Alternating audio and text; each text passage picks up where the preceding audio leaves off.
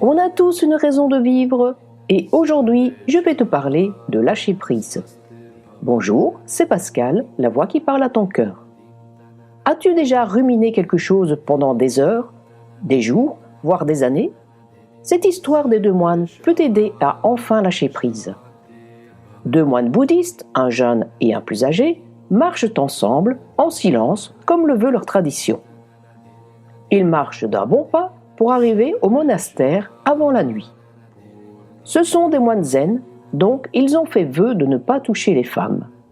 Pas par misogynie, mais pour rester centrés et détachés de tout désir.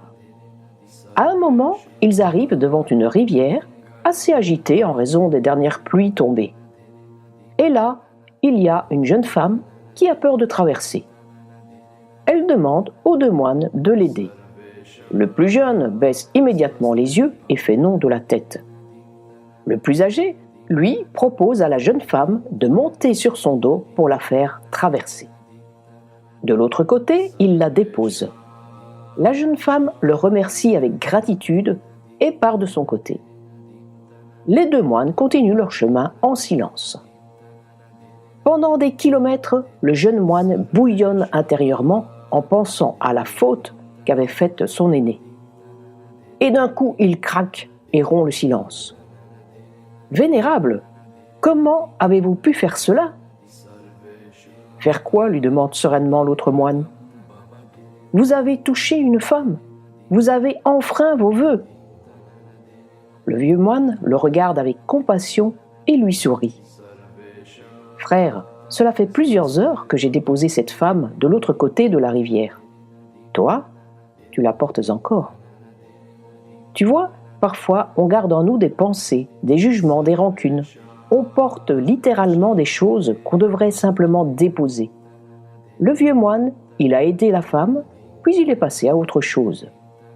Le jeune, lui, est resté coincé dans ses idées, dans ses jugements. Voici quelques réflexions que tu peux tirer de cette histoire. Premièrement, lâcher prise, c'est avancer librement. Ce n'est pas ce qui t'arrive qui te pèse, c'est ce que tu refuses de déposer. Alors lâche et avance. Deuxièmement, le jugement te piège plus que les actes des autres. Le deuxième moine se croyait plus pur que l'autre car il n'avait pas touché la femme, mais il était prisonnier de ses pensées. Ce que tu critiques ou juges chez l'autre, c'est ce que tu ne supportes pas chez toi. Troisièmement, aider sans rien attendre. Le premier moine a aidé sans attente, sans attachement, sans en faire un sujet. Il a agi avec bienveillance, puis il est passé à autre chose. Quatrièmement, ce que tu refuses de lâcher te retient. Si ton esprit est coincé dans le passé, c'est comme si tu marchais avec un boulet invisible. Ce que tu portes encore, colère, rancune, vieille histoire, t'empêche d'être libre. Cinquièmement, le passé appartient au passé. Ce qui est fait est fait. Si tu continues à y penser en boucle, ce n'est plus l'événement qui te fait souffrir, c'est toi. Le passé, c'est comme un sac de pierres. Tu peux continuer à le traîner ou décider de le poser. Sixièmement, l'intention compte plus que le geste. Le vieux moine a désobéi à ses vœux, mais dans l'esprit du cœur, dans le but de venir en aide. Il n'a pas hésité à faire ce qui était juste, même si ça semblait aller à l'encontre des règles. L'autre a respecté la règle, mais sans compassion. Il vaut mieux désobéir avec compassion que suivre la règle sans cœur.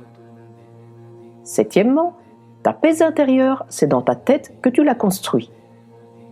Tu peux vivre une journée paisible ou la gâcher en portant une colère ou une rancœur inutile. À toi de choisir. Alors pose-toi la question, qu'est-ce que toi, tu portes encore aujourd'hui qui ne te sert plus à rien? Et si tu le déposais maintenant? Si tu as aimé cette vidéo, mets un pouce vers le haut et pour ne pas manquer la prochaine, abonne-toi à la chaîne. À la semaine prochaine!